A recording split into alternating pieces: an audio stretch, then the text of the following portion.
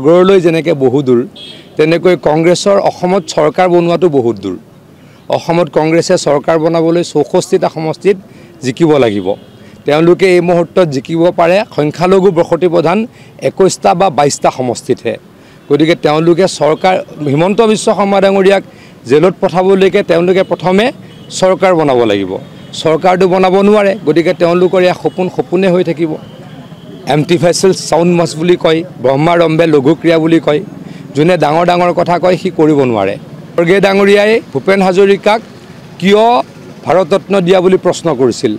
খৰ্গে ডাঙৰীয়াৰ পুত্ৰই জাগিৰোডত কিয় ছেমি কণ্ডাক্টৰ হ'ব লাগে বুলি প্ৰশ্ন কৰিছিল। গতিকে এই ব্যক্তিসকল অসম বিৰোধী। কালি কি কৈ গ'ল, যিসকল উচ্ছেদিত তেওঁলোকক প্ৰথম ঘৰ বনাই দিব। যিসকলে অবৈধভাৱে মাটি দখল কৰিছে তেওঁলোকক উচ্ছেদ কৰাটোতো আমাৰ কৰ্তব্য। আমিতো কাৰো পট্টা মাটিত গৈ উচ্ছেদ কৰা নাই। পট্টা মাটিত গৈতো আমি উচ্ছেদ কৰা নাই। ফৰেষ্ট লেণ্ডত উচ্ছেদ কৰাটো হাইকোৰ্ট সুপ্ৰিম কোৰ্টৰ অৰ্ডাৰ।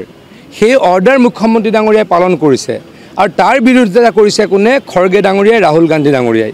তেখেতলোকৰ ফাৰ্ষ্ট এজেণ্ডা কি? যদি তেওঁলোকৰ কেতিয়াবা সপোনৰ চৰকাৰ হয়, তেওঁলোকে এই যিসকল বেদখলকাৰী তেওঁলোকৰ ঘৰ বনাই দিব, তেওঁলোকৰ মাটি পট্টা দিব। গতিকে তেওঁলোকে অসমীয়া খিলঞ্জীয়া মানুহৰ কথা চিন্তা নকৰে। গতিকে মই আকৌ কৈছোঁ, যেনেকৈ সাগৰলৈ বহুত দূৰ বুলি আমাৰ এটা কথা আছে, গতিকে কংগ্ৰেছৰো চৰকাৰ বনোৱাটো বহুত দূৰ। গতিকে কোনোদিনে তেওঁলোকৰ সপোন পূৰণ নহ'ব। হিমন্ত বিশ্ব শৰ্মা ডাঙৰীয়াই অসমত আকৌ চৰকাৰ বনাব, আকৌ অসমৰ উন্নয়ন কৰিব।